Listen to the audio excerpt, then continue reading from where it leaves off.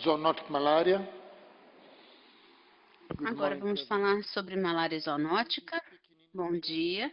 Vamos falar em português e inglês, então para aqueles que precisarem, por favor, peguem os fones para a tradução simultânea na entrada.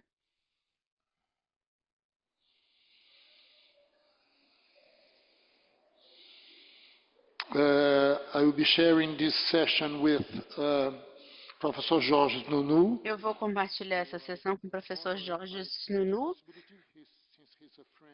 Estamos honrados aqui com essa possibilidade, já que ele é um amigo e um colaborador de muitos anos. Por favor, Jorge. E vou convidar os outros participantes também. Cristiana Brito. Onde ela está? Por favor. Pode subir. Take your seats. Yeah. Pode tomar seu assento. Érica Braga.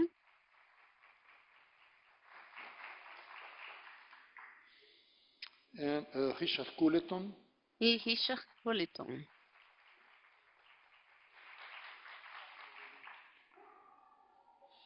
And Natália Figueiredo. E Natália Figueiredo. Albuquerque. I'm sorry. Perdão, Natália Albuquerque.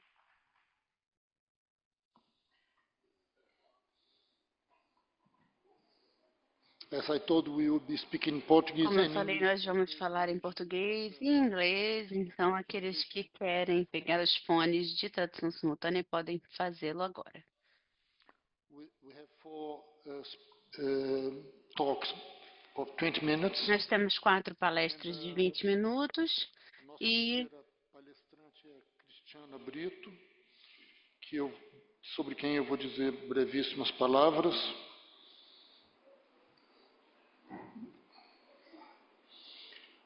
Cristiana Brito é pesquisadora do Instituto René Rachou, da Fiocruz, de Belo Horizonte. Ela é doutora, mestre e doutora em Bioquímica e Imunologia pelo UFMG. Ela é bióloga pela PUC de Minas Gerais e é pesquisadora titular e ocupa o cargo de diretora do Instituto René Rachou. Ela foi vice-diretora de ensino na última década, quase.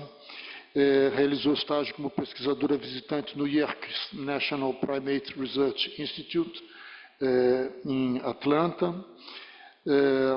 E ela tem um papel importante também na divulgação científica, e a Cristiana, eu diria que é uma das pesquisadoras do Brasil que mais conhece a situação da malária e de infecção de primatas não humanas por diferentes plasmódios. Cristiana, por favor.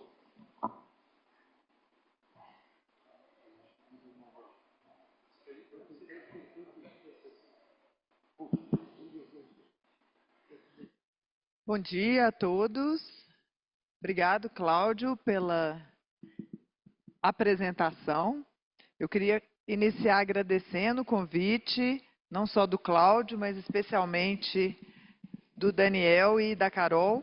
É um prazer enorme fazer parte desse evento. Eu tenho que agradecer muito por vocês manterem um pouco da minha sanidade mental, me tirando um pouco da gestão e trazendo para cá, que é o que a gente gosta de fazer, né? Então, eu vou falar um pouquinho hoje sobre as bases moleculares da transmissão zoonótica do plasmódio em primatas não humanos. Preciso do passador.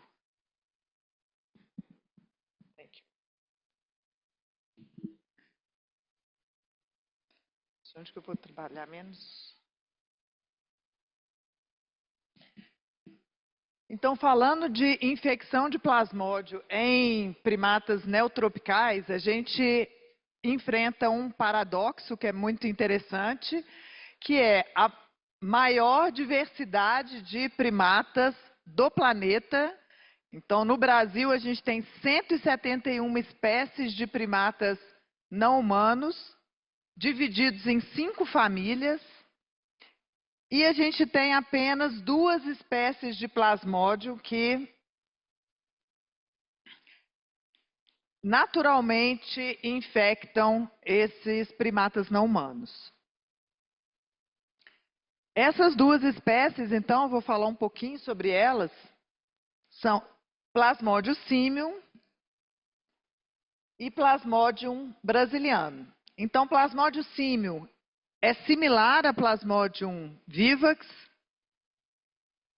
Ele possui uma distribuição geográfica bastante restrita, apenas a regiões de Mata Atlântica do sul e sudeste do Brasil, e é capaz de infectar apenas algumas espécies de 3 famílias dos primatas neotropicais.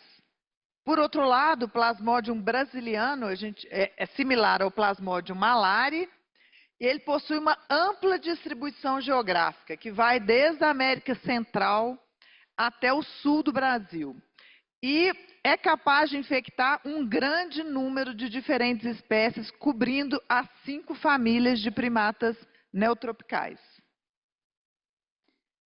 Nesse mapa, a gente tem um resumo dos resultados do meu grupo nos últimos 16 anos que eu tenho trabalhado com essa identificação de infecção por plasmódio em primatas não humanos, onde a gente já analisou mais de 800 amostras, encontrando mais de uma centena de animais infectados.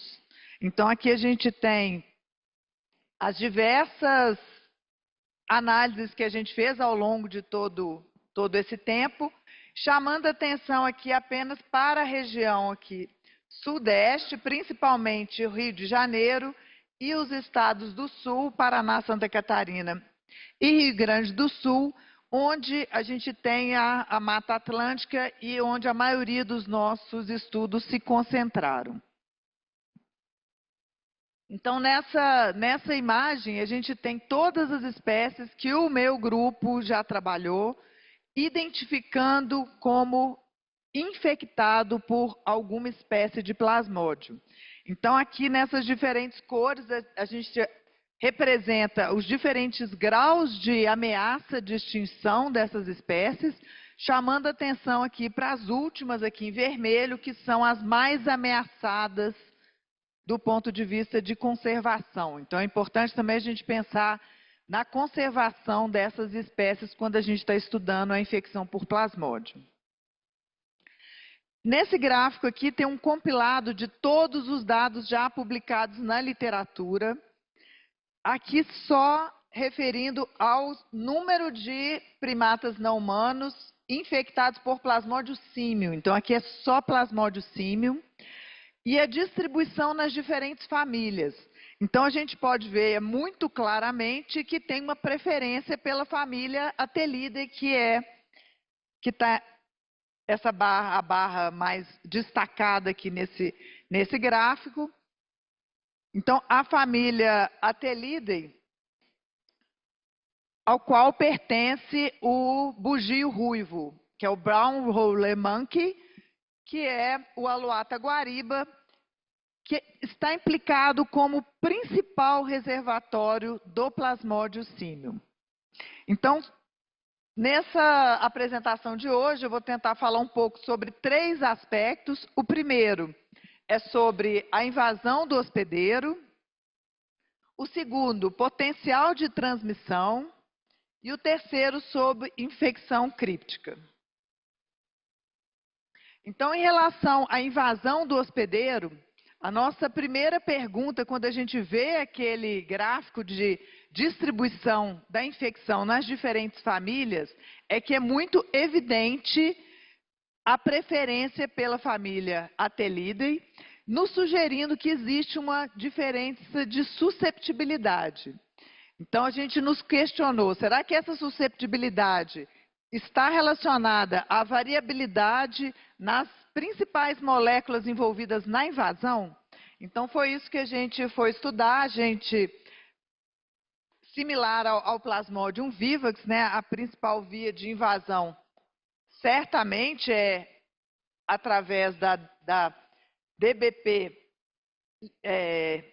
interagindo com o DARC, que é o Duff Antigen Chemokine Receptor. Então, nós estudamos a variabilidade dessas duas moléculas, principalmente na região restrita às regiões de interação dessas duas moléculas para dar origem à invasão.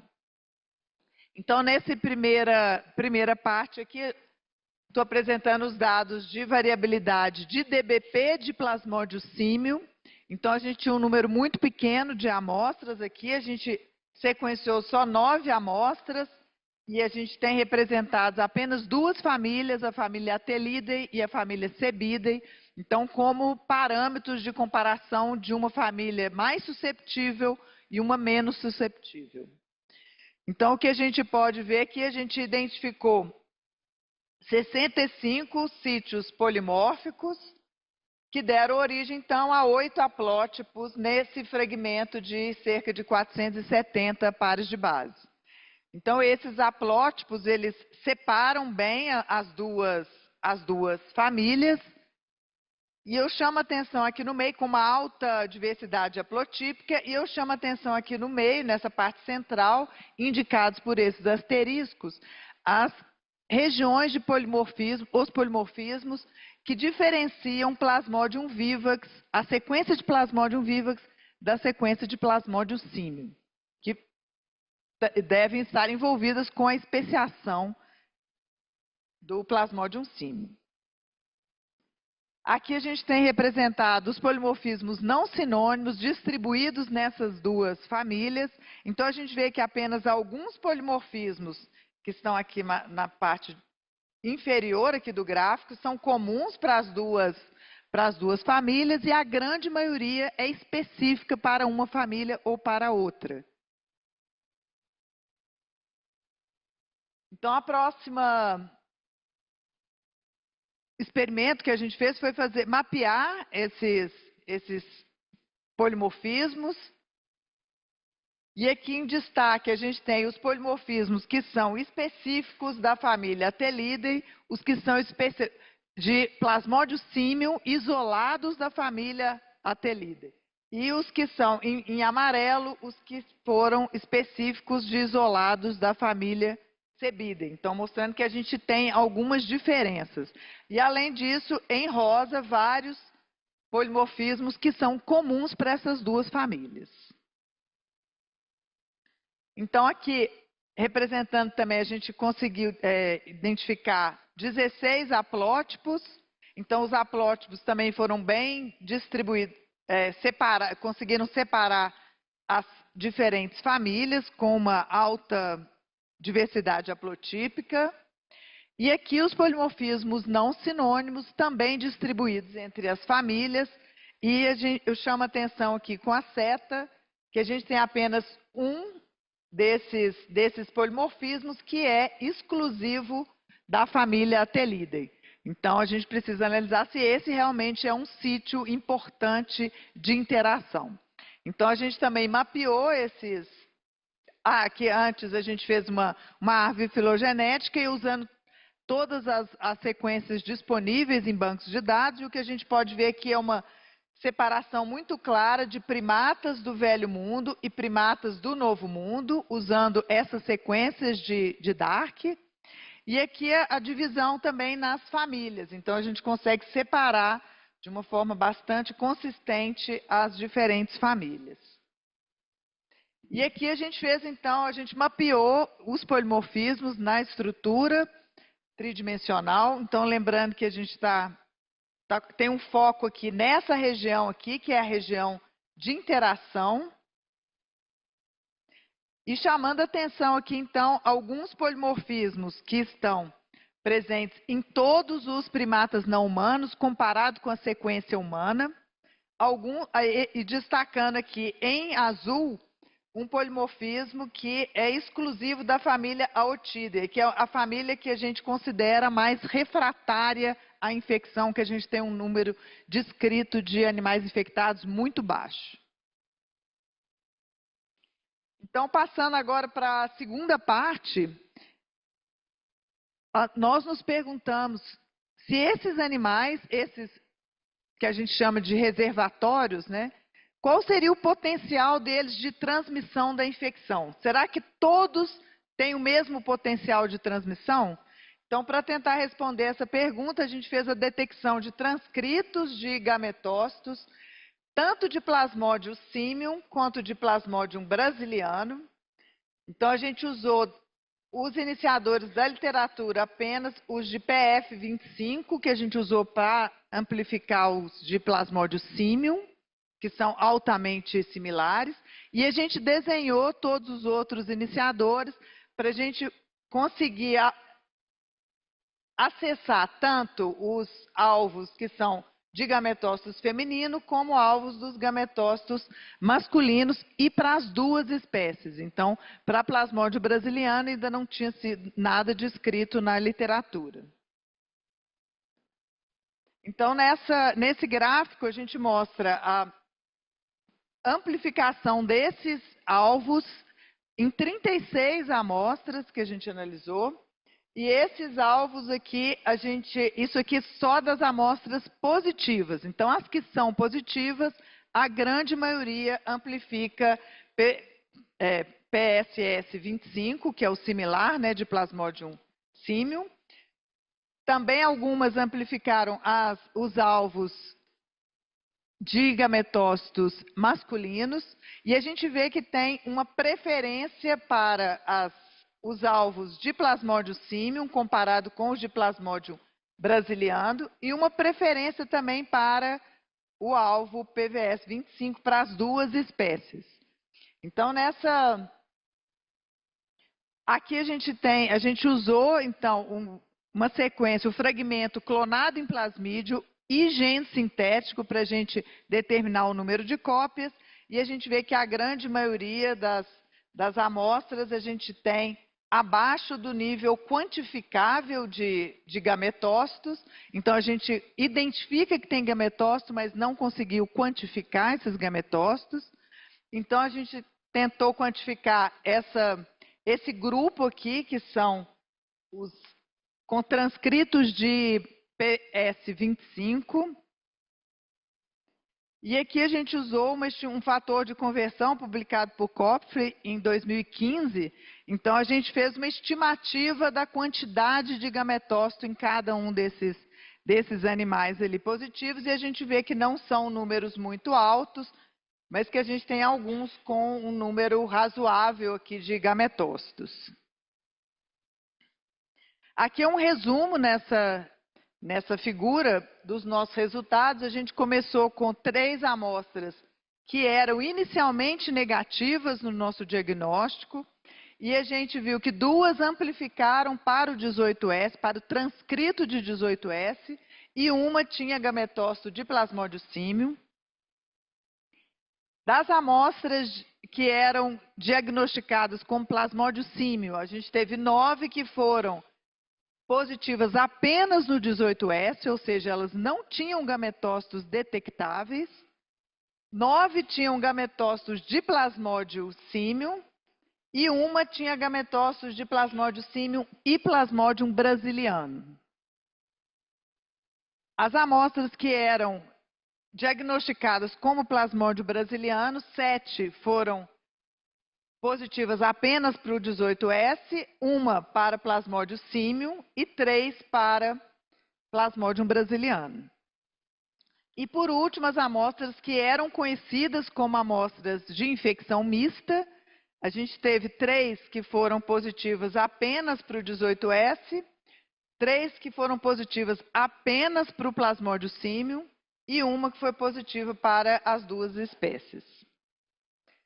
Então, o que a gente pode ver aqui é que 49% das amostras tinham gametócitos identificáveis, né? Uma melhor detecção dos transcritos de Plasmodium simium. E nas infecções mistas, a gente teve uma preferência de amplificação também para Plasmodium simium, como a gente pode ver aqui nesse resultado. Então, a última parte que eu vou falar um pouco é a respeito das infecções crípticas. Então, o nosso grupo já tinha identificado a presença de Plasmodium em medula, em fígado e em baço de animais pós-mortem. E agora, obrigada. E agora a gente queria investir um pouco mais na identificação da infecção em medula. Então, o que a gente fez foi analisar amostras de 7 medulas de animais pós-mortem, e 3 desses animais foram positivos para Plasmodium, e um deles a gente conseguiu identificar transcritos de PVS 25 com 7,5 cópias por microlitro, que corresponderia, usando o mesmo fator de correção, né, que foi descrito para Viva, que se a gente usou o mesmo, a gente obviamente não sabe se é similar, mas a gente usou aqui pela proximidade genética, seria 1,63 gametócitos por microlitro. Então, aqui como conclusões e perspectivas, os polimorfismos em DBP e DARC, eles podem ser associados à infecção, à susceptibilidade de infecção, que são aqueles polimorfismos que são específicos da família Atelidae, ou a resistência à infecção, que são ausentes nessa família. Ainda, como perspectiva, a gente acha que é muito importante a gente ver o efeito combinado desses polimorfismos na interação usando a estrutura terciária. Então, qual que é o impacto dos polimorfismos em cada uma das moléculas visto de forma conjunta? Cerca de metade dos primatas não humanos apresentaram gametócitos detectáveis. Isso indica um grande potencial de transmissão da infecção. E é importante destacar que incluem outras famílias além da família Atelidae. Então, a gente considera a família Atelidae como principal reservatório, mas não quer dizer que as outras não possam ter algum papel também na transmissão. Ainda precisamos entender um pouco mais sobre a quantidade de gametócitos necessários para a transmissão para o vetor, já que a gente viu números muito baixos de gametócitos, número estimado de gametócitos, e a gente vê que a transmissão é mantida entre os primatas não humanos. Então, essa quantidade mínima provavelmente é suficiente para transmitir entre os primatas não humanos. E, por último, a infecção críptica em medula, que foi identificada aqui em animais que são naturalmente infectados por Plasmodium símil, e, inclusive, um deles, como eu mostrei, com gametócitos detectáveis. Então, ainda como perspectiva, eu coloquei que a gente ainda precisa esclarecer qual o impacto desse achado para o diagnóstico e principalmente para a translocação de primatas não humanos, que é muito realizada no Brasil. Então, a gente precisa entender e melhorar o diagnóstico para evitar que a gente tenha um espalhamento dessas áreas de transmissão zoonótica dentro do Brasil. E, inclusive, fora do Brasil, a gente está trabalhando junto com um grupo que vai levar bugios ruivos para o norte da Argentina. Então, a gente precisa ter certeza que esses animais não estão infectados e vão levar transmissão zoonótica de malária para essas regiões. Então, só para terminar, gostaria de agradecer muito todo o nosso grupo de pesquisa, principalmente as 3 que estão destacadas aqui, a Gabi, a Marina e a Loma, que foram as que produziram esses resultados que eu apresentei aqui hoje. E aqui todos os nossos colaboradores que permitiram que esse trabalho pudesse ser feito ao longo desses 16 anos. Obrigada.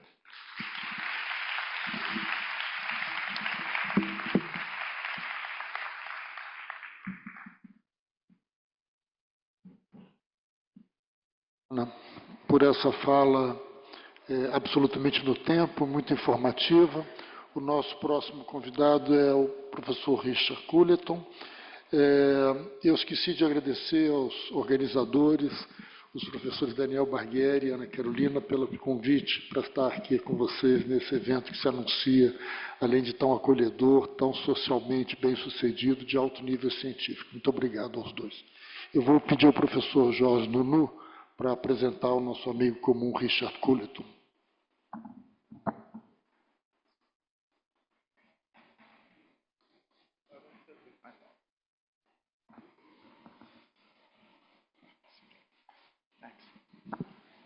I'm very happy to introduce Richard Cullerton, a Eu proud estou muito feliz de introduzir Richard Cullerton, que anteriormente era irlandês, mas optou por ir para a Escócia para estudar a zoologia e ficou lá para o seu PhD sob a supervisão de Carter e Wellington, that are grandes contribuidores para a malária. E ele depois foi para o Japão em 2005, trabalhou em Osaka e Nagasaki e terminou a sua universidade em 2020, 6 anos atrás. Ele era o chefe do departamento de parasitologia lá e ele foi reconhecido com o prêmio de Mazamiki em 2023. É um dos grandes, raros microbiólogos interessado em mais de uma molécula e espécie. Então, da próxima vez, quando vocês quiserem um estudo sobre genômica, escolham ele. Muito obrigado. Eu não sei mais sobre genômicas do que o Jorge, ou sobre nada mais do que o Jorge. Eu gostaria de agradecer Daniel e Carolina pela organização fantástica e por terem me convidado. É excelente estar aqui no Brasil novamente. É um país maravilhoso, um lugar lindo. E eu estou com um pouquinho de jet lag e um pouquinho de ressaca também. Eu peço desculpas. Eu queria desejar boa sorte à equipe de tradução simultânea, que vai ter que decifrar meu sotaque muito estranho, que é uma mistura de japonês com País de Gales. E eu quero falar um pouquinho sobre a malária zoonótica e como é que isso pode ser afetado pela mudança climática. Eu pensei que esse era era um assunto importante para a gente mencionar aqui. Eu estou na Universidade Ehime, no Japão, e vocês podem ver que eu não sou original de Osaka, pelo meu sotaque. E a zoonose, como definida pela OMS, é uma doença ou infecção que é naturalmente transmissível de animais vertebrados para os humanos. E isso acontece entre diferentes animais, espécies e espécies de primatas. A gente só considera um caso especial se chega nas pessoas e a gente chama de zoonose. Então, é uma lista dos parasitas de malária, dos primatas. Eu vou ser um pouco pedante e eu coloquei alguma terminologia aqui em cima. As pessoas às vezes falam sobre malária símia, mas os humanos também são símios. E a gente não devia usar esse termo. A gente está falando de malária em primatas não humanos, com parasitas. E você vê que tem muitos parasitas que infectam os não humanos. Temos os macacos, os macacos do Novo Mundo aqui embaixo. É uma lista de espécies de parasitas de malária que a gente conhece no momento. Então, nosso parágrafo introdutório da malária vai ser bastante longo, porque a gente tem mais e mais tipos que infectam humanos. Então, esses são aqueles que vão para os gatos e humanos, e no caso dos símios, como os macacos entram nas pessoas, os macacos entram nas pessoas, esse é um grande problema. A gente sabe que há muitas infecções de zoonose e temos alguns de símios aqui, que uma boa caracterização com potencial zoonótico, e os outros são um pouco mais evidência molecular que infectaram as pessoas, mas não causaram grandes surtos ou problemas mais graves no momento, mas a gente está observando. A gente acredita atualmente que o falciparum, o Vivax e a malária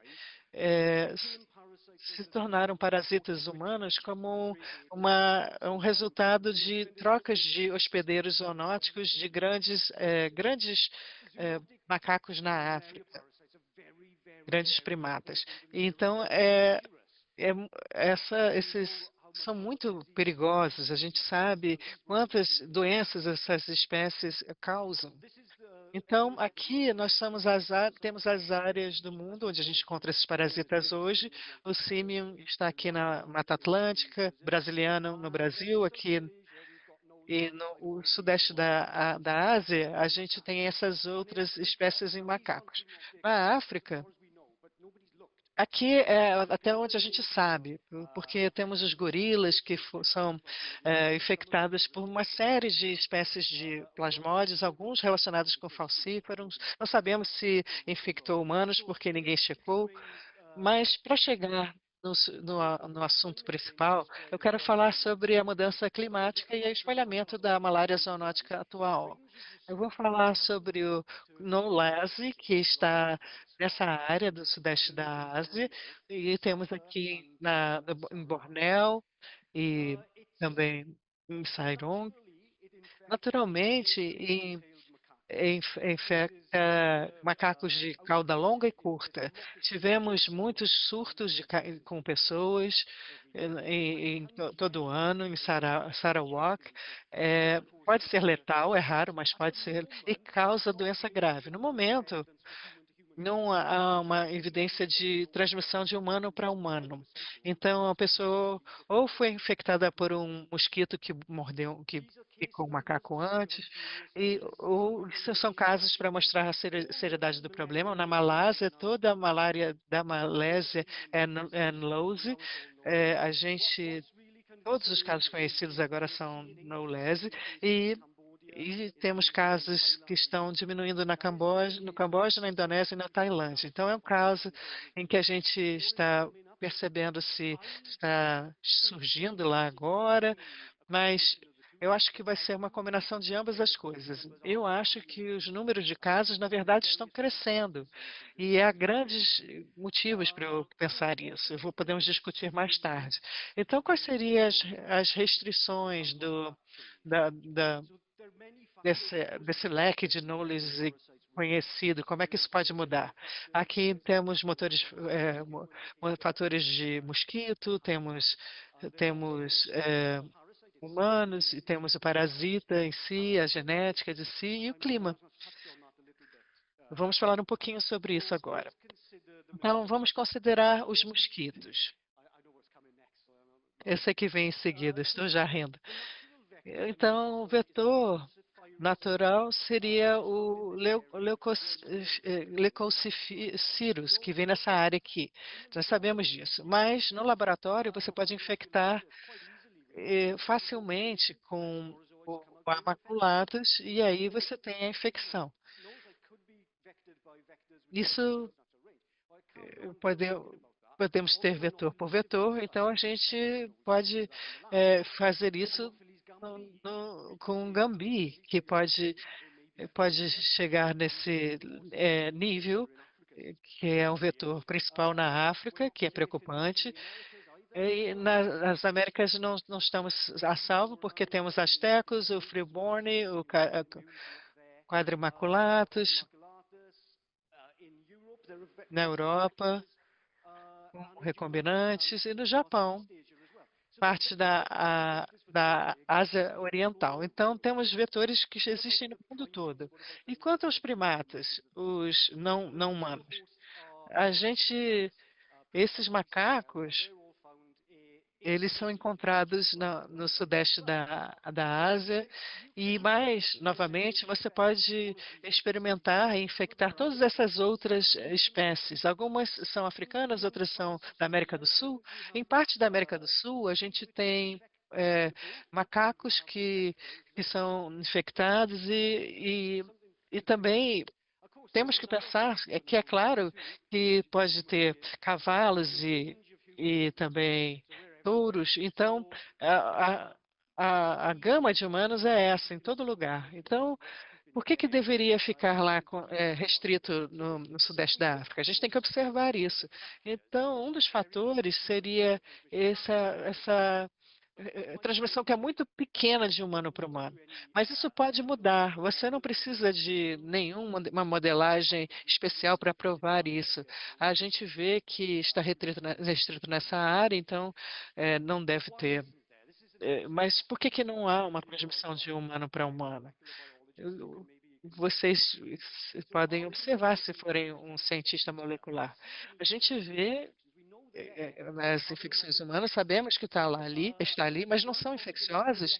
Uma possibilidade é que o vetor não está ali quando você tem a infecção nas pessoas. Então, nem sempre a infecção está no momento apropriado, mas isso pode mudar. Essa é a questão, porque os parasitas eles evoluem e mudam. Então, isso poderia acontecer. Então, eles se adaptam. Então, quanto mais forte a força da infecção, mais rápida a adaptação. Há mais pressão dos parasitas, então mais chances de seleção natural, de transmutações. Aqui nós temos um gráfico antigo, mas que é bem amedrontador quando a gente pensa em mudanças climáticas. Então, a mudança climática feita pelo homem é dramática e estamos ficando cada vez mais quentes. Então, aqui a gente, é, a gente tem que pensar nisso, mas está ficando cada vez mais quente. E como é que isso afeta a transmissão de malária? Bom, pode fazer disrupção na amplitude dos vetores, também a amplitude de hospedeiros de mamíferos e mudar as taxas de transmissão. Essa aqui é a Ross McDonald Equation, que é difícil de guardar, mas então R0 é um número de infecções que vão seguir a partir de uma única infecção. Isso é válido para a malária, mas também para outras infecções. Então, se muda as pessoas, isso vai mais aquele número que está abaixo de zero, você para a transmissão. E todos esses fatores que eu mostrei, aqui está explicado. O R0, quanto mais alto o R0, maior a força da infecção. E todas essas diferentes letras representam diferentes aspectos da transmissão de malária. Esse é o número de mosquitos por pessoa, por exemplo.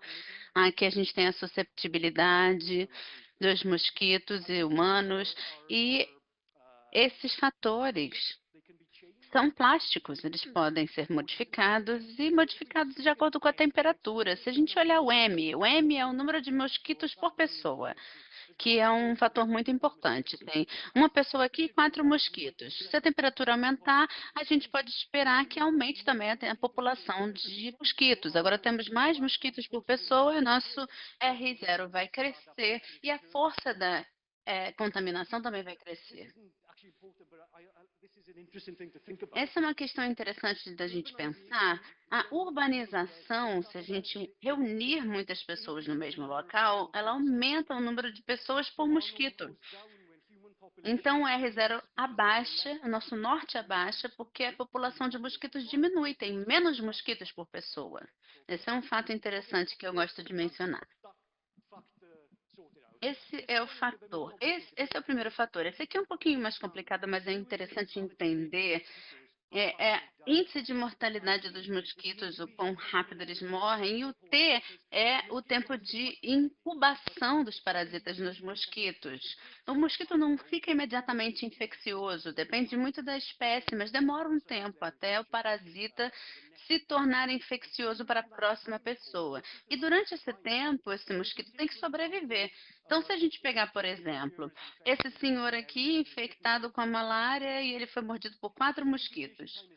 Se o tempo de incubação é 10 dias, é possível que metade dos mosquitos morram durante esse tempo. Por isso que coisas como SBP, outros tipos de inseticidas usados nas casas, eles são importantes porque eles matam o mosquito antes do tempo da infecção. Infelizmente, a temperatura tem um papel muito importante para desempenhar nesse tempo de incubação. Esse é um gráfico do grupo do Ekimoto que foi publicado tem um tempinho, mas ele mostra o tempo de desenvolvimento do parasita da malária. Esse é o falciparum e esse aqui é o vivax, de acordo com a temperatura. Então, de acordo com o aumento da temperatura, o tempo de desenvolvimento diminui. Então, quando se torna mais quente, o parasita se desenvolve mais rápido. E isso influencia o nosso norte, faz ele subir. Nesse caso, o que acontece é que se nós reduzirmos esse tempo, aumentando a temperatura que o parasita se desenvolve, mais mosquitos sobrevivem e se tornam infecciosos. Então, o nosso norte aumenta.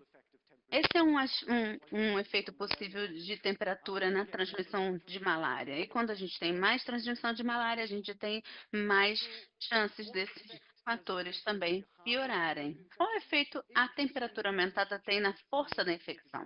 Um aumento na temperatura, ele lidera uma mudança na variação de vetores. Como eu tentei explicar para vocês, a temperatura global também vai diminuir o desenvolvimento esporogênico do parasita dentro do mosquito, e o aumento da transmissão de malária vai aumentar o número de Plasmodium knowlesi que se tornam adaptados aos humanos. Então, se nós vemos essa daqui, se nós vemos transmissão consistente de humano para humano, significa que nós estamos encrencados. A parasitemia cresce muito rapidamente. Temos algumas evidências de que a transmissão humano-humano é possível. Esse grupo na Tailândia mostrou um paciente que eles fizeram uma cultura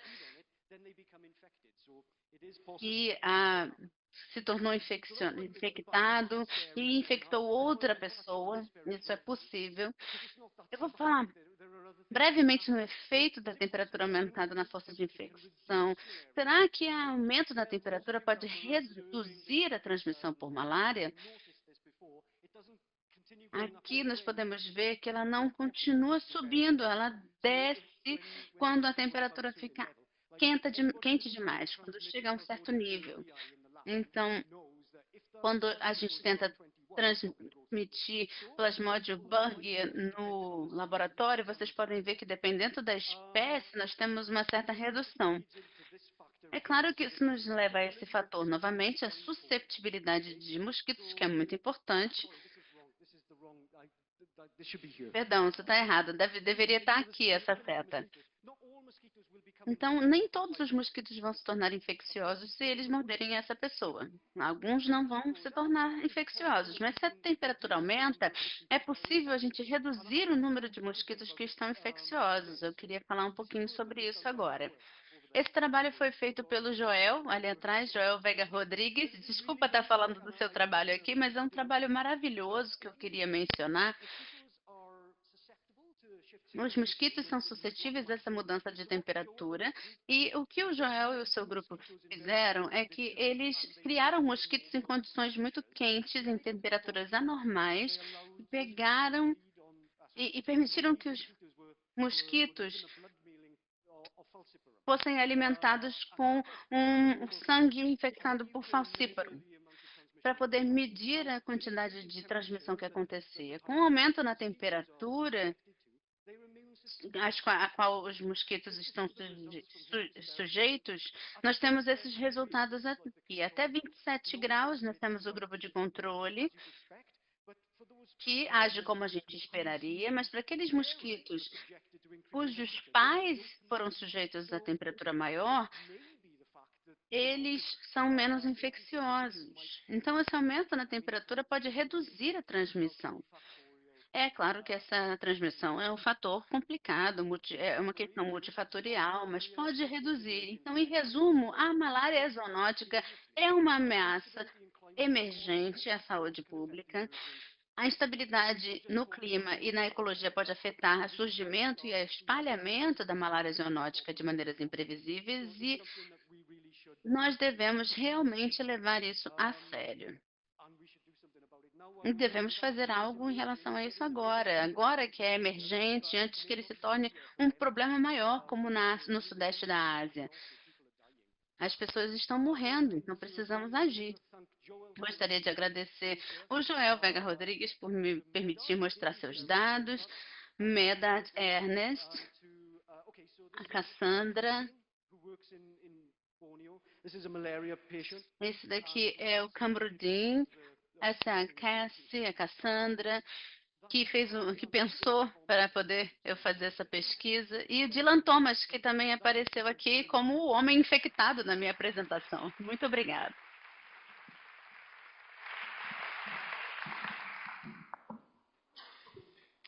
Thank you very much, Richard.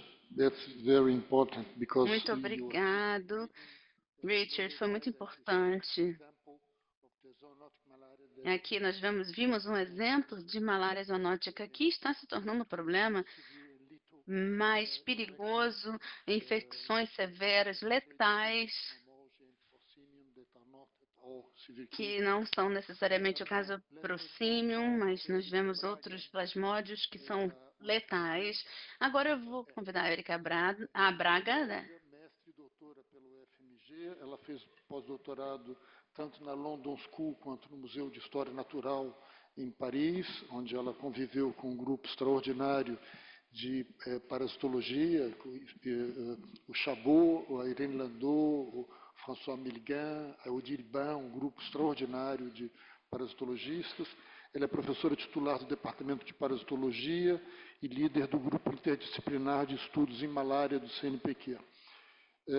Ela foca a pesquisa dela na resposta imune à malária, especialmente em infecções de Plasmodium vivax e no estudo de malária aviária, sobre o qual ela vai nos falar um pouco. Érica, muito obrigado. Obrigada.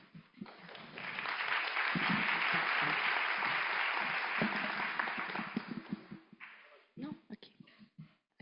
Bem, em primeiro lugar, bom dia a todos, a todas. Eu gostaria de agradecer o convite da comissão organizadora e dizer que eu aceitei esse desafio de falar de malária aviária para uma plateia que trabalha basicamente com malária humana, né? Então, eu vou mostrar para vocês como que a gente pode usar o modelo de malária aviária e dos parasitos correlacionados para entender os efeitos das ações antrópicas, modulando a dinâmica de transmissão de doenças transmitidas por vetores. Então, para começar, eu acho que é importante a gente entender que o ser humano vem modificando o meio ambiente há milhares de anos e recentemente, mais recentemente, nos últimos séculos, principalmente depois da Revolução Industrial, e quando o capitalismo passa a ser, então, um modelo econômico vigente, as consequências dessas alterações, elas são desastrosas. E a gente passa a observar, por exemplo, a emergência de determinadas doenças, o aparecimento de novas doenças, a extinção de espécies e a perda da biodiversidade. Hoje, o planeta, praticamente, você não encontra nenhum lugar em que não tenha efeitos da ação do ser humano. E, praticamente, metade do globo terrestre, a gente tem áreas que são áreas que têm de moderada a alta pressão antrópica, e isso causa efeitos sensíveis nos ecossistemas. E dessa forma, o que tem aparecido é que a gente tem usado alguns modelos preditivos na intenção de entender esse efeito das ações antrópicas para poder propor medidas que possam agir de tal forma a minimizar os danos causados por essas ações que nós mesmos estamos aí impondo ao planeta, né?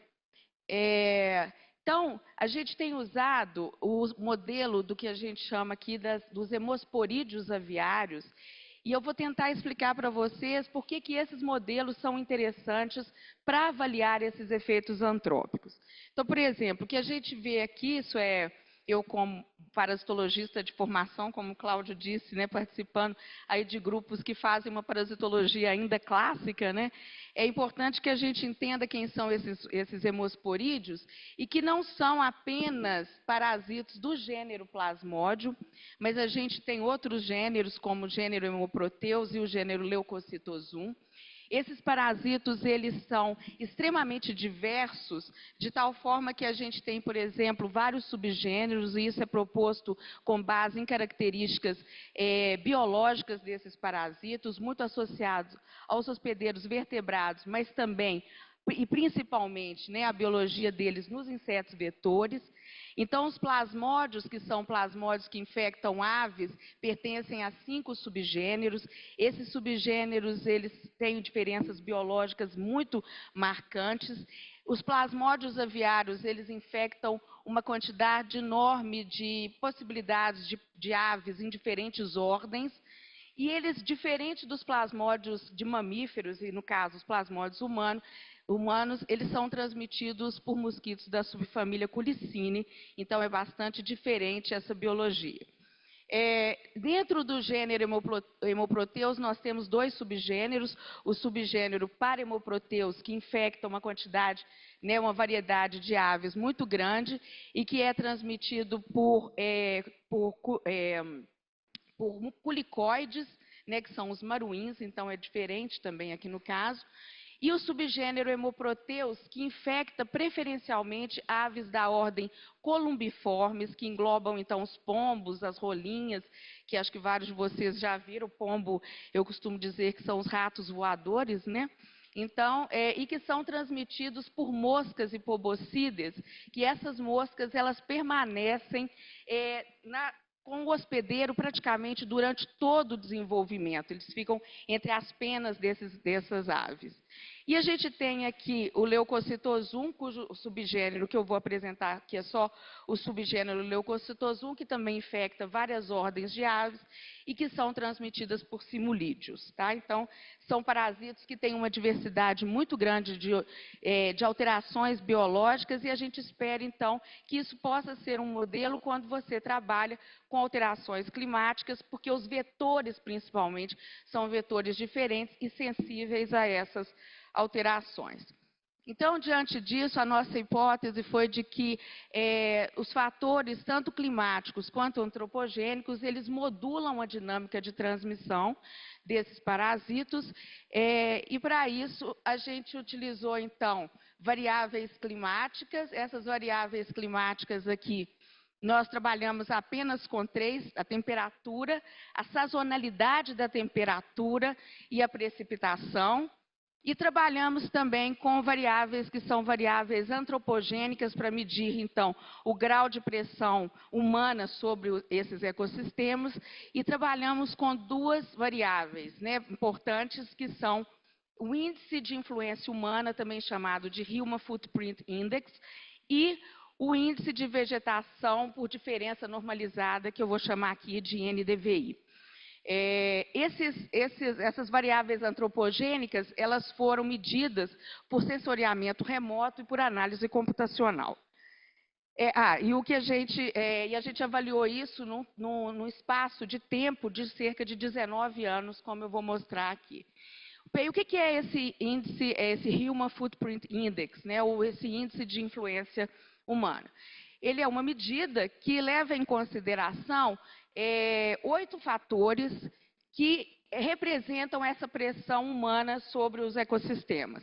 Então, seria aqui, né, os ambientes, que são ambientes construídos, a densidade populacional, a infraestrutura elétrica, as culturas, né? A gente tem também as áreas de pastagem, as estradas, as ferrovias e também as vias navegáveis, que então incorpora aí essas ações humanas sobre o meio ambiente. Esse índice, ele foi um índice proposto em 2020 por Sanderson e depois revisto por Venter em 2016. Ele é um índice que leva em consideração esse impacto, então, dessas atividades humanas, que vai de 0 até 50. As áreas em que tem um índice, um Human Footprint Index menor do que 4, normalmente são consideradas áreas intactas, onde você consegue ter uma preservação das relações ecológicas nesse ecossistema. E quando você tem índices que vão de 4 até 7, frequentemente são áreas que já estão sujeitas a principalmente a agricultura e a pecuária, então com uma alteração já significativa. E aquelas áreas que são consideradas, que têm um índice, né, de interferência humana maior do que 12, são consideradas áreas muito impactadas. o que a gente consegue extrair desse índice, a gente, então, usa exatamente essa plataforma online aqui, né, que é a WCS Human Footprint. Isso aqui só para ela dá para a gente imagens de satélites que vão de 2000 até 2020. Isso para vocês terem uma ideia aqui, né? Isso é na página você consegue ver a América do Sul. E as áreas amarelas são áreas que têm Human Footprint mais elevado e as áreas verdes são uma pressão humana menor, né? Só para vocês terem uma ideia, eles usam satélites que vão, essas imagens obtidas por satélites que vão aqui de 2000 a 2015 ainda com satélites que não tinham, que são os de primeira geração. E depois, aqui de 2015, já usando satélites de segunda geração, melhorando cada vez mais essas imagens. Outra medida que, então, que nós usamos para medir essa ação antrópica é o NDVI. Esse NDVI ele é bastante utilizado em agricultura e o que ele mede nada mais é do que a saúde da vegetação e a cobertura vegetal. Porque qual que é o princípio, né? A planta saudável, para ela fazer fotossíntese, o que ela faz?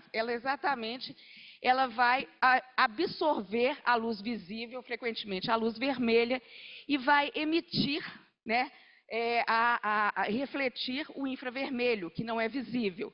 Então, esse índice, ele leva em consideração exatamente essa relação, onde a gente tem, quanto mais você absorve o vermelho e você mais reflete o infravermelho, isso vai dar valores mais altos, então, do NDVI, mostrando exatamente que você tem muita clorofila por unidade de biomassa e, consequentemente, você tem plantas mais saudáveis e uma vegetação mais saudável.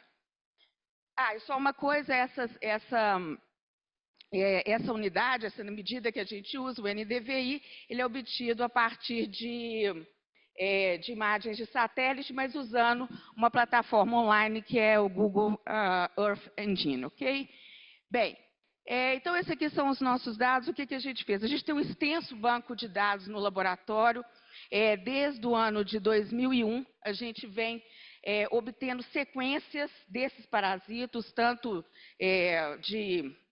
todos aqueles parasitos que eu mostrei no início.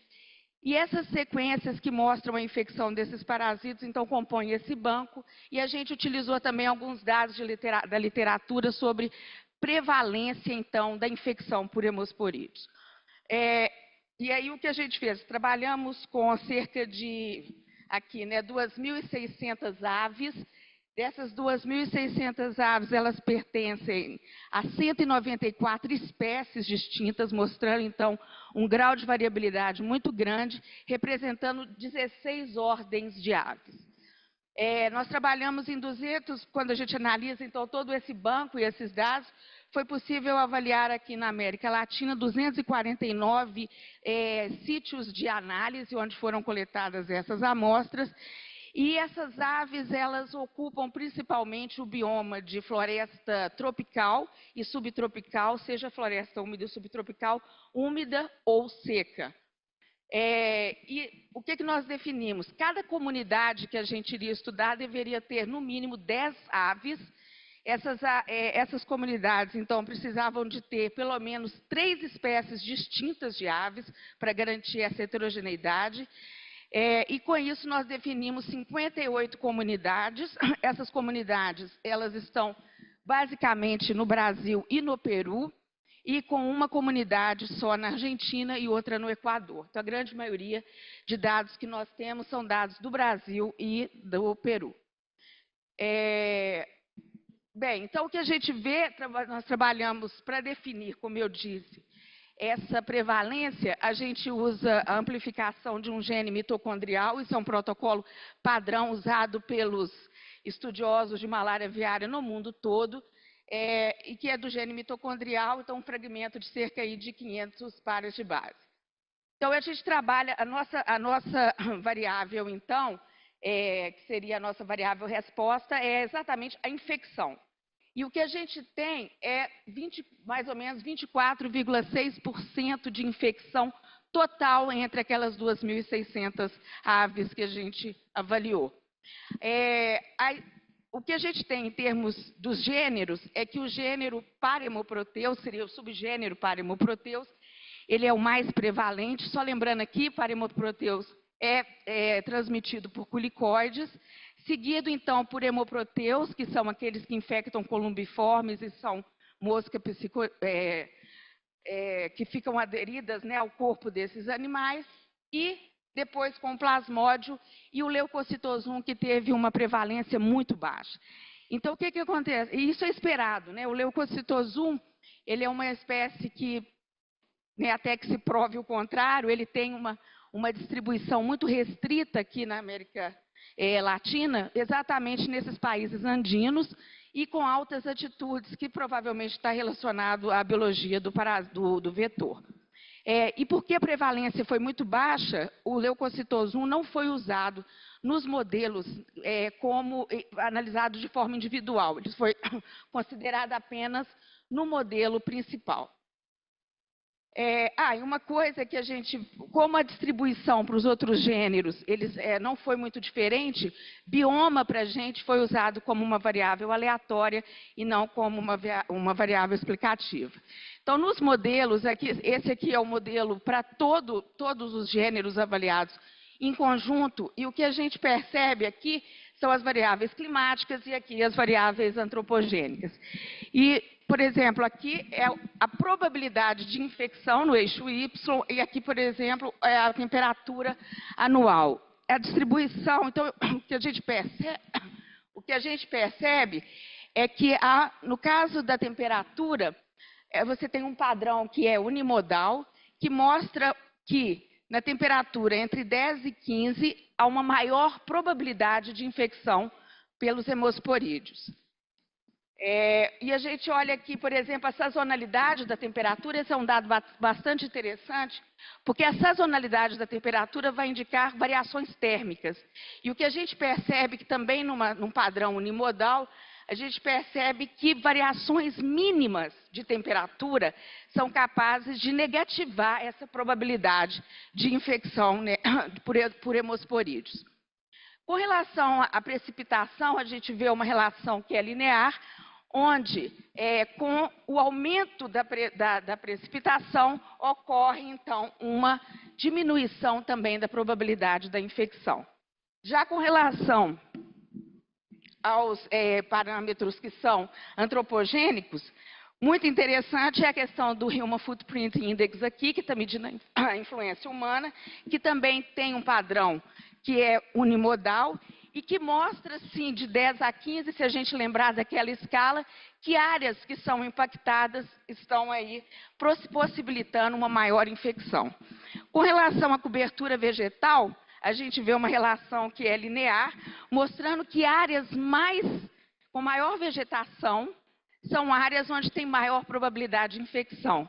Interessante que isso parece ser dados opostos, mas a gente tem essa ideia de achar que tudo que é verde é bom, né? E aqui o que a gente está vendo, esse verde, normalmente, isso aqui é que o agro é bom, né? Então, na realidade, isso aqui é lavoura, que está mostrando que está saudável, né? Não necessariamente que é a área preservada. Então, não são dados que são contraditórios aí. Quando a gente avalia separadamente agora para os gêneros, né, o que a gente vê aqui com relação ao plasmódio, lembrando que é transmitido por culicínios, a gente tem que essa precipitação aqui em torno de 1.500 a 2.000 é o ideal para promover essa infecção. E é diferente, né, para o Paremoproteus, que segue mais ou menos o que é aquilo que eu mostrei para a prevalência total. Provavelmente é o Hemoproteus, é o Paremoproteus, que tem uma infecção maior, uma prevalência maior, que está modulando o modelo quando eu uso todos os parasitos de uma forma conjunta. Interessante aqui, né, na sazonalidade da temperatura, a gente vê o mesmo padrão geral, mostrando então que para ambos os parasitos, pequenas variações são capazes de alterar essa dinâmica parasito hospedeiro. Com relação ao impacto, a gente não conseguiu ver aqui uma associação com o NDVI. Então, não tem associação para infecção com relação à cobertura vegetal. Então, aqui no caso, mas a gente tem para o Human Footprint, que eu acho que é bastante interessante, que mostra exatamente o quanto que essas pressões estão modulando a transmissão desses dois gêneros de parasito. Só que a gente vê uma diferença nítida aqui, que para plasmódio, o pico dessa probabilidade de infecção é exatamente aqui, né, entre 10 e 15, aqui, entre 5 e 10, e para o Parhemoproteus, a gente tem esse limiar aqui maior, mostrando que o Parhemoproteus é capaz de se adaptar, ele se adapta muito a essas alterações, que são alterações antropogênicas, muito mais do que o plasmódio. Mas a gente está vendo que, claramente, que essas alterações elas estão modulando, sim, aumentando a probabilidade de infecção. Então, ações humanas refletem claramente na probabilidade de infecção. E um dado interessante é que, se a gente analisar isso aqui, eu estou falando de culicínios. E a gente tem aqui áreas muito antropizadas, por exemplo, que são áreas hoje que a gente sabe que onde você tem muita transmissão, por exemplo, de Aedes aegypti com vírus da dengue. Então, isso corrobora um pouco esses resultados. E quando a gente olha aqui para o Parhemoproteus enquanto um modelo, isso também é interessante porque culicoides são vetores do vírus da febre oropouche, que hoje já tem sido encontrada em áreas degradadas no entorno de áreas florestais e áreas rurais. Então, isso eu acho que acende um alerta e mostra que esse modelo é um modelo interessante. Tá, estou concluindo. Bem, então, só para a gente terminando, com relação ao Hemoproteus para Hemoproteus, que é interessante esse modelo em que fica muito, o parasito tem uma relação muito próxima com o seu vetor, esses columbiformes foi o único modelo em que a gente conseguiu correlacionar o tempo que nós avaliamos, de 2000, aqui a gente pega 2009 até 2015, um aumento na prevalência, ou seja, na probabilidade de infecção, e isso se reflete exatamente o quê? Esses pastos que hoje são um ecossistema muito usado por essas aves e também que mantém os criadouros desses culicoides, que são basicamente matéria orgânica muito ali úmida, né? Então, isso também, e esse modelo ele é muito usado, então, é o que a gente está querendo propor, que é usado para entendimento também da perda da biodiversidade, porque o que acontece é que esses columbiformes, nessas regiões, você acaba selecionando espécies que são sinantrópicas e que dominam esses ecossistemas ali, mantendo o parasito. Então, bem, as nossas conclusões, vou passar rapidamente, é que o Human Footprint Index ele é um preditor importante da infecção para hemosporídeos, mostrando um padrão consistente unimodal. Os hemosporídeos, né, eles vão atingir um pico de infecção em valores de Human Footprint intermediário ou moderado, e isso indica que essas alterações maximizam a transmissão. O plasmódio ele atinge picos de Human Footprint um pouco menor do que o que a gente tem para hemoproteus. No caso do plasmódio, isso pode possibilitar também que existam vários vetores nessas condições. E no caso do parhemoproteus, de que ele está mais adaptado a essas alterações do que basicamente o plasmódio, e a gente não tem nenhuma associação. Então, para terminar, Cláudia está nervoso, a principal conclusão que eu tenho aqui é que a malária aviária e os hemoparasitos relacionados servem como um modelo interessante para o estudo da transmissão da dinâmica de doenças transmitidas por vetores e que realmente malária aviária importa, né? Eu queria agradecer, em último lugar aqui, mas super emocionada até, porque esse é um trabalho feito por mulheres, por estudantes. A Daniela De Angeli está hoje na Universidade de Bangor, no Reino Unido, no país de Gales. Ela é uma ex-estudante no programa de pós-graduação em Ecologia, que recebeu a Liz. Então, essa é a Daniela, essa é a Liz, que sou eu, tá? E aí, ela recebeu a Liz pelo programa que é o programa de doutorado de sanduíche no exterior da CAPES, a lista está lá. Esses dados ela me enviou todos na semana passada. Então, assim, a gente agora vai incluir mais de 11 mil aves na nossa próxima análise para manter isso aqui. E aí, eu queria só fazer uma brincadeira com vocês. Esses aqui são dados de satélite. Então, eu queria ver se vocês conseguem ler o que está escrito aí, fazendo um esforço, né? Com as letras Avian Malaria Matters, ok? Vai, fala a resposta. Tá. Fala a resposta. A resposta está aqui. Malária aviária importa. É isso aí, pessoal. Então, espero que vocês tenham gostado.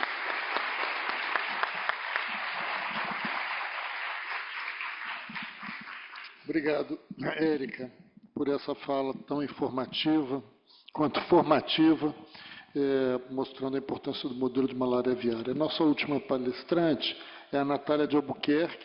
Ela é biomédica e ela é doutora pela Universidade Federal do Rio Grande do Sul.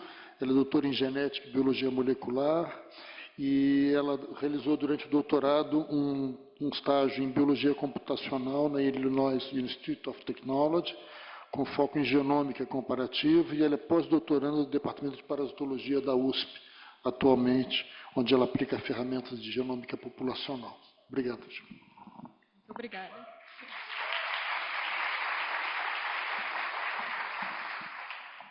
So, good morning, everyone. I want to thank Carol and Daniel Bom for dia a inviting me. todos. Eu queria agradecer a Daniel e Carol por me convidarem. E eu vou falar sobre o, o nascimento e evolução de uma espécie de parasita de malária. E, primeiramente, eu quero falar com a história de como o símium foi descoberto. Primeiramente, foi relatado em 1951 como um parasita de malária que estava infectando os búzios brasileiros, mais do que os brasilianos, que já eram conhecidos, e chamaram de Plasmodium simium. Em 1966, então, tivemos a primeira infecção relatada com Plasmodium simium, sugerindo que o subgênero Cartigia era responsável pela transmissão desse parasita, porque ele tem um comportamento vertical. Pode picar os macacos nas árvores e os humanos no nível do solo. Então, mostrou bastante potencial esse Plasmodium simium. E eles estavam certos, porque em 2017, com o grupo do professor Cláudio, foi relatado um surto no Rio de Janeiro entre 2015 e 2016, e eles detectaram 28 amostras de humanos infectados com Plasmodium simium. E eles diagnosticaram o simium pelo microscópio com o genoma mitocôndrio, que a gente achou que era exclusivo para o Plasmodium simium. E essas infecções aconteceram na Mata Atlântica e foram atribuídas, normalmente eram atribuídas antes ao Vivax. Então, o primeiro sequenciamento genômico nuclear foi feito em 2021, nesses dois grupos do professor Cláudio e o professor Marcelo, com seu laboratório, e eles puderam responder respostas importantes, tiveram respostas importantes a esse parasita. Uma coisa importante é que o Plasmodium simium é altamente parecido com o Vivax, mas eles têm importantes diferenças. Uma das coisas seria no ligante 2A e 1, e também eles mostraram a ordem em que acontece a mudança de hospedeiro. Primeiramente, uma subpopulação do Vivax pulou para os macacos, com a antroponose, e então de volta para os humanos, como uma zoonose. E mostraram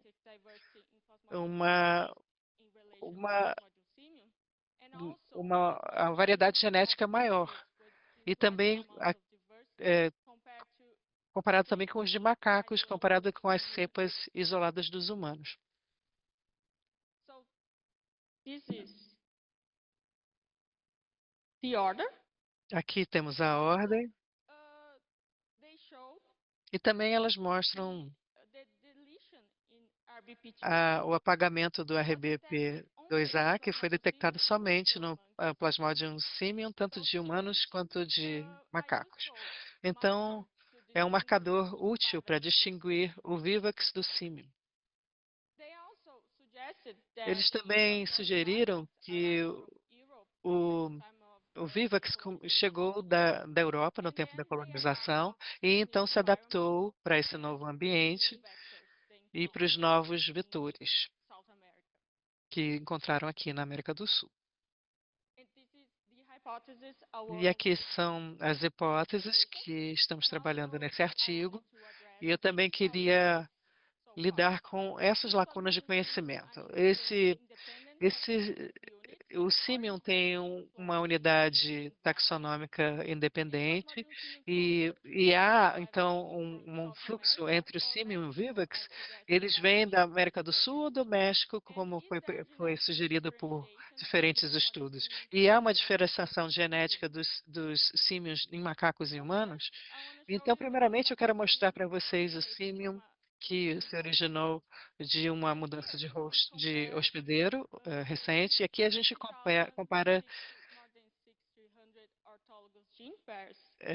mais de 2.600 entre Simians e Vivax. A gente estima a diversidade nucleótida e também fizemos essa distribuição normal aqui, centrada no zero, que é o que a gente espera sob uma diversidade nucleotídica idêntica, e essa distribuição está mudando para a esquerda. Isso mostra que há menos diversidade no Simium do que no Vivax. Nós também demonstramos isso com esse método, a análise coalescente, e esse método utiliza a teoria coalescente, porque o índice de coalescência pode nos falar sobre o tamanho efetivo da população, porque os eventos de coalescência tendem mais a acontecer quando a população é pequena.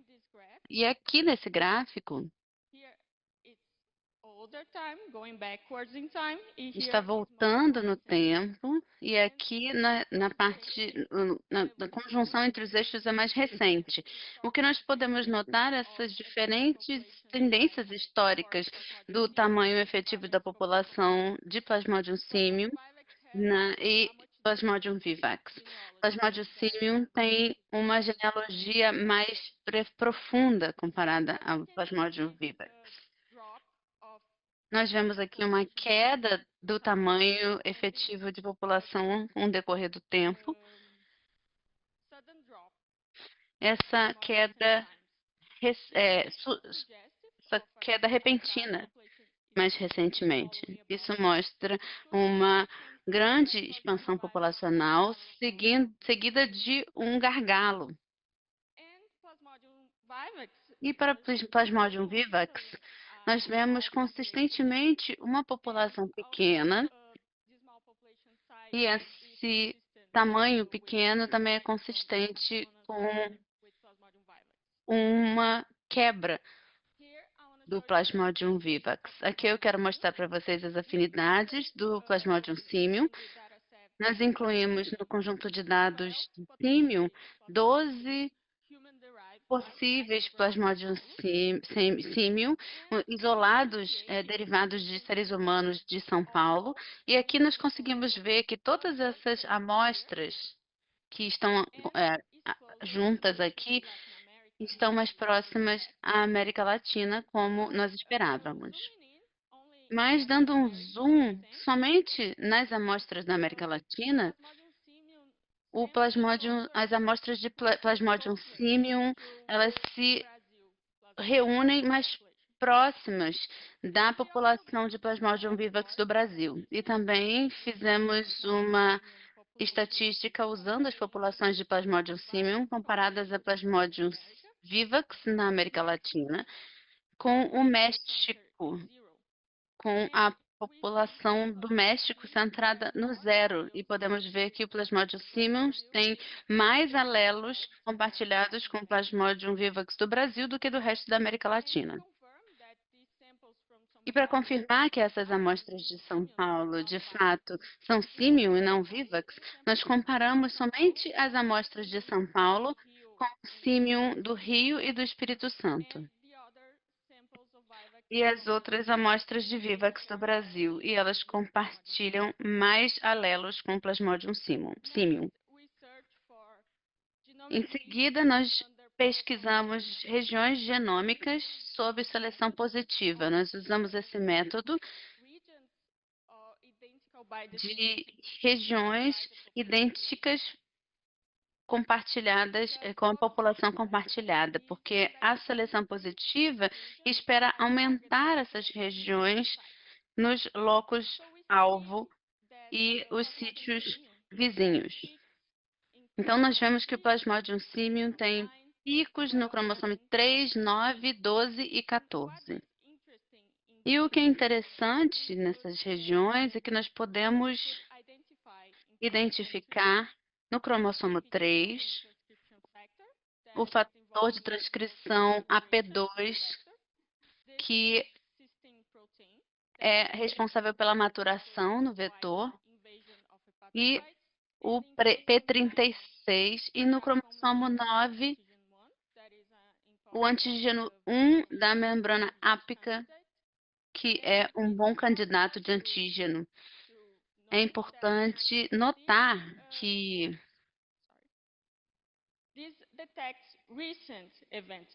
isso detecta eventos recentes de seleção positiva.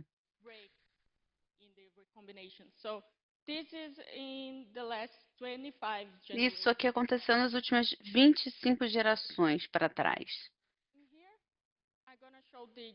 Eu vou mostrar para vocês aqui o fluxo gênico na população de Plasmodium simium. Essa aqui é uma rede que conecta amostras que têm genomas idênticos em mais de 25%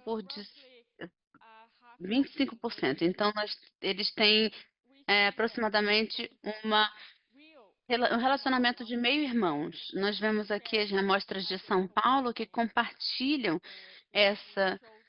esse perfil idêntico demonstrado pelos fluxos entre estados, fluxo recente entre estados. Aqui nós temos o fluxo gênico entre humanos e macacos, e nós podemos ver também que o símium de macacos e de seres humanos também compartilham 25% de perfil idêntico em IBD.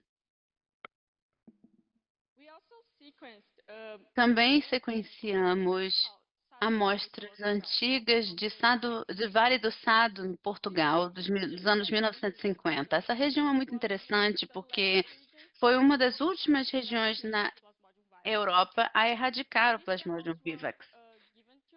Essas amostras foram nos dadas pela Helena de Andrade. Nós extraímos o DNA dessas lâminas de sangue e usamos 2 métodos diferentes de enriquecimento de DNA.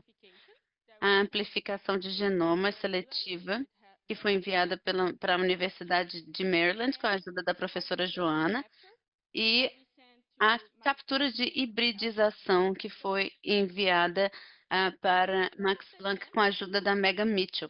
E uma dessas amostras, dessa árvore de amostras que nós chamamos de árvore de Portugal, nós conseguimos recuperar muitas dessas leituras e é a amostra de maior qualidade que nós tínhamos. Ela tem 15.000 SNPs, então é a melhor qualidade de amostra histórica até agora. E nós vimos algo muito interessante também em relação à árvore de Portugal, quando nós usamos uma PCA, que é uma técnica usada para calcular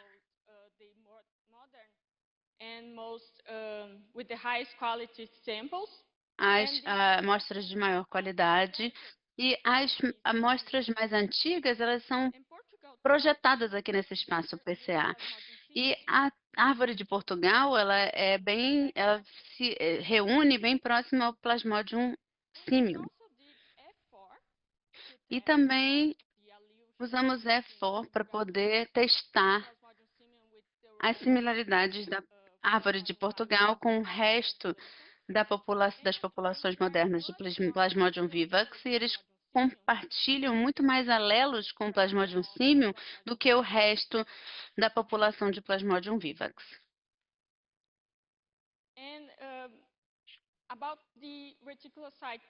Em relação ao reticulócito da proteína 2A, que é característica do símio, essa proteína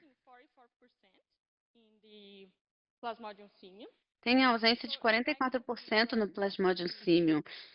Ela perturba a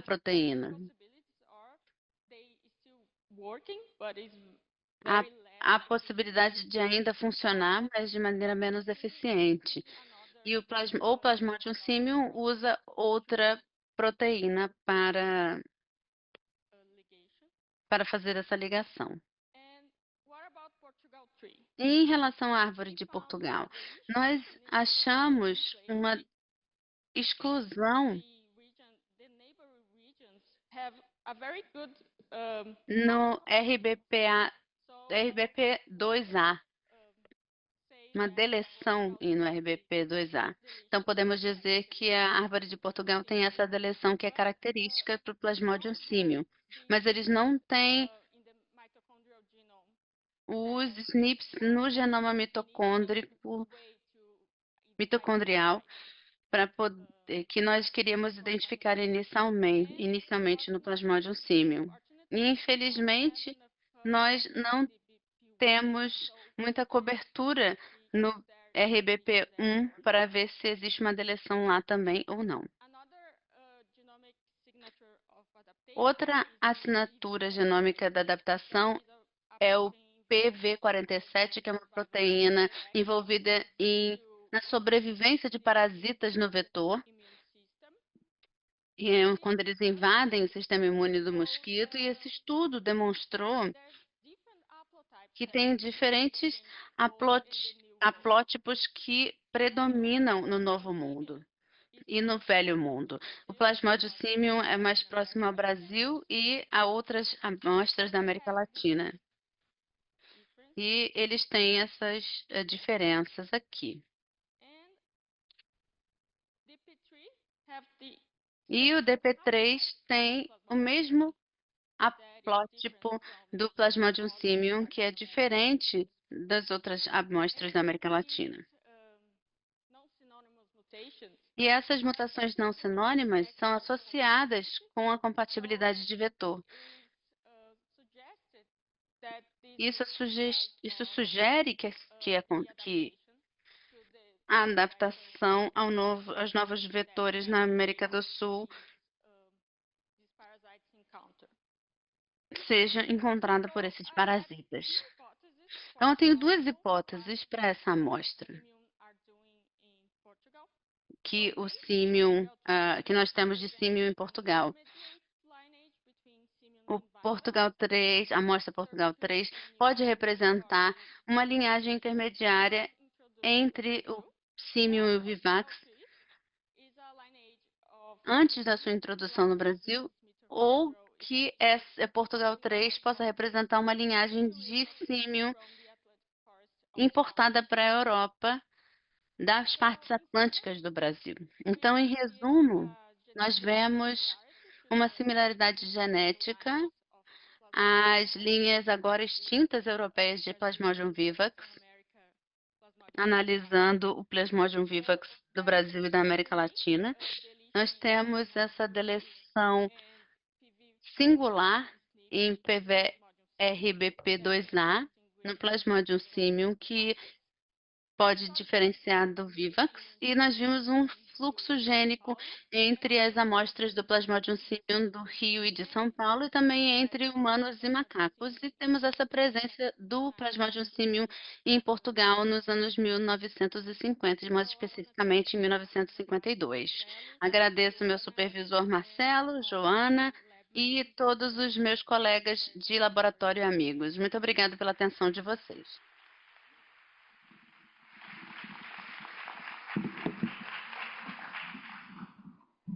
Muito obrigado, Natália. A organização me pediu que reduzisse o tempo de discussão para 10 minutos, então eu queria pedir a vocês que as perguntas fossem curtas e aos palestrantes que fizessem respostas curtas também. So we have to reduce the discussion time to 10 minutes. Precisamos reduzir o tempo de discussão para 10 minutos. Então, por favor, colegas, façam perguntas curtas e os palestrantes deem respostas curtas também.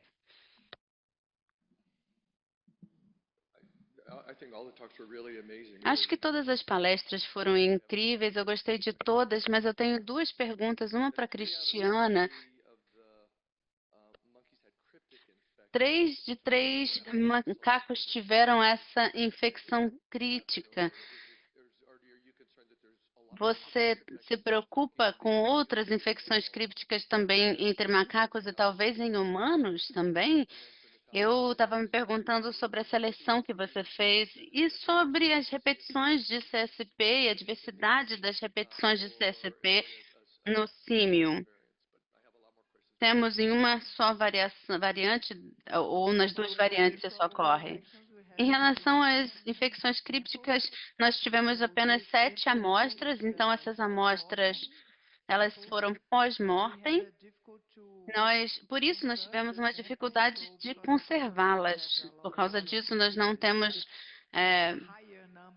um número maior. Eu acho que nós podemos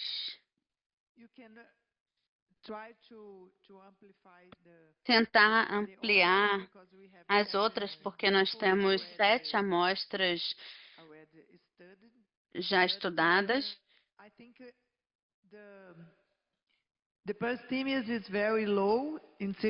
Mas eu acho que a parasitemia é muito baixa em circulação e nós não sabemos se alguns dos parasitas estão nos sítios críticos. Por causa disso, é muito difícil encontrar em circulação.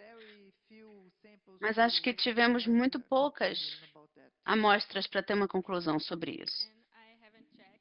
E eu não verifiquei isso ainda, mas eu vou verificar. Muito obrigado.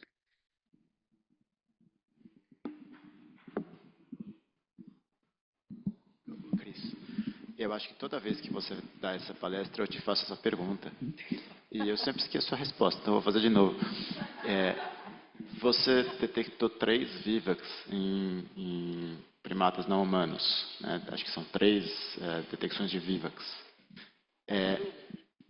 Na medula?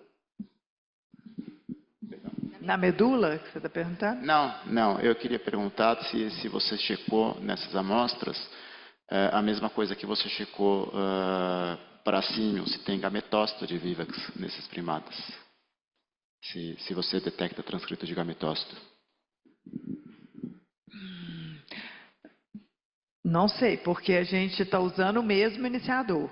Então, a gente não sabe se a gente detectou transcritos de gametócitos usando principalmente o PVS 25, que é de Vivax, né?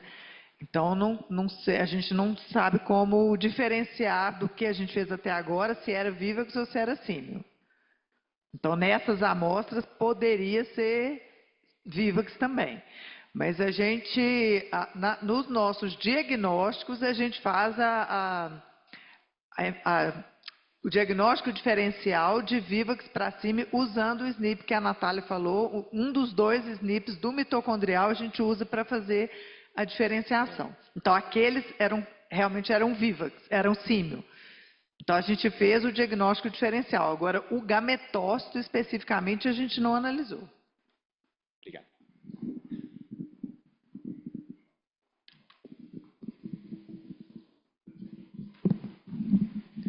Hello. for Chris. Pergunta para Cris. Eu gostei muito da sua palestra e a do Richard também. Eu estava tentando conectar as duas. Você mencionou a questão do potencial de transmissão dessas infecções e que você tem baixos níveis de gametossetemia. Você estava se perguntando se eles eram transmissíveis ou não. Como o Richard mencionou, tem muitos componentes que estão conectados à transmissão e tudo mais.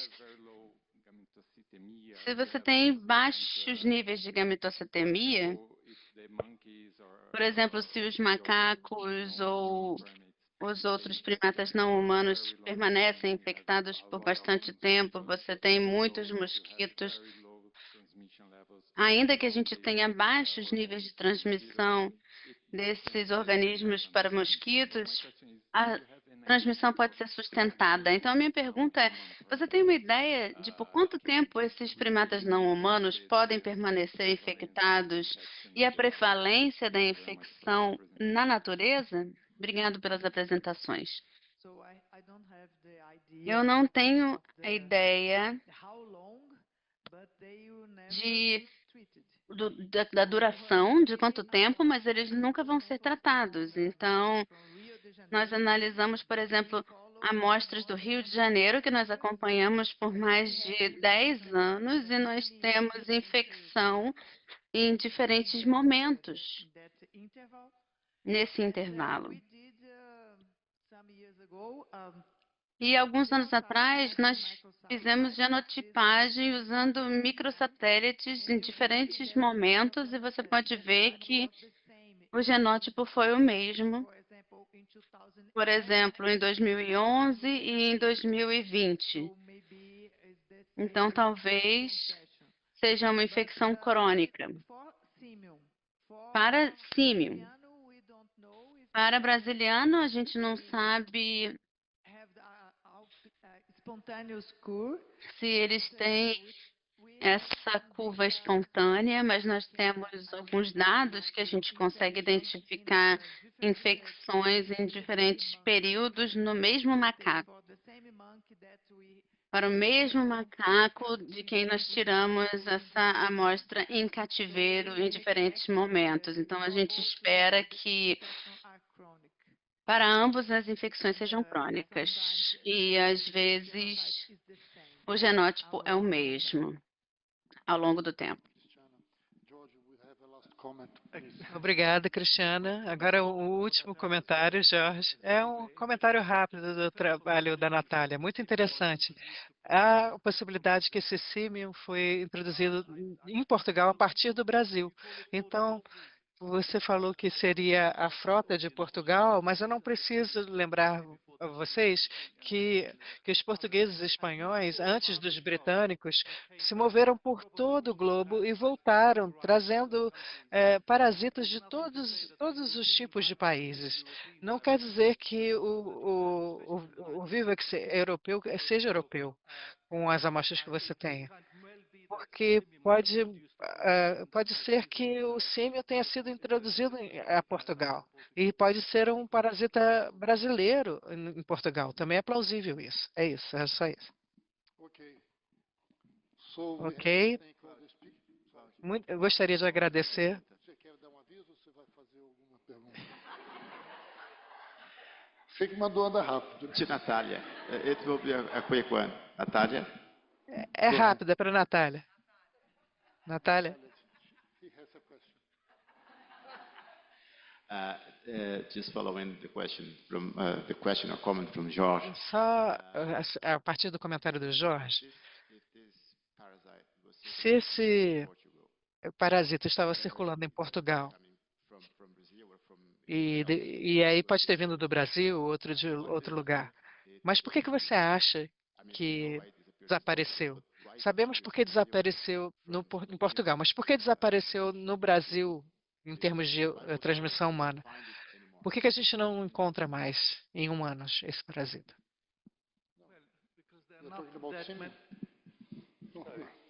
Yeah. Quer responder? Não há tantas infecções de símio em humanos hoje. Eu não sei quantos macacos foram infectados pelo símio, mas se for um parasita intermediário, nós concordamos que o símio é adaptado do P. vivax, que infectaram os primatas aqui, antes que... Então, ao menos que estejam aqui antes do europeu, mas 500 anos não é tão pouco tempo na evolução. Então, talvez ele tenha se movido de um lugar para o outro. Eu não quero colocar uma seta do homem para o símio, e depois para o macaco, e depois muitos anos voltou para o humano. Talvez já estivesse circulando em toda a América Latina. Houve casos no México e teve casos de P. vivax em outros países da América Latina. Então, pode ser que o vivax tenha entrado no macaco do macaco de volta para o...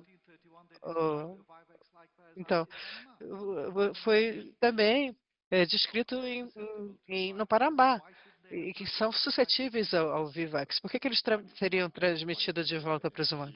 A questão não é essa.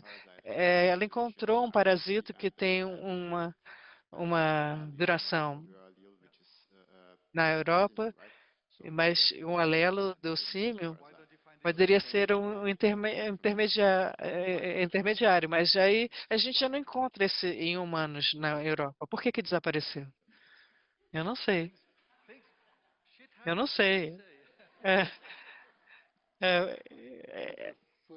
shit happens, como eles falam em inglês. Esse é um assunto maravilhoso de discussão. Temos... As duas não mudou nada, mesmo com atraso. Não tem tolerância. Não tem. Sessão de... O almoço é aqui no salão do lado. Então, muito obrigado mais uma vez por todos que ficaram até agora.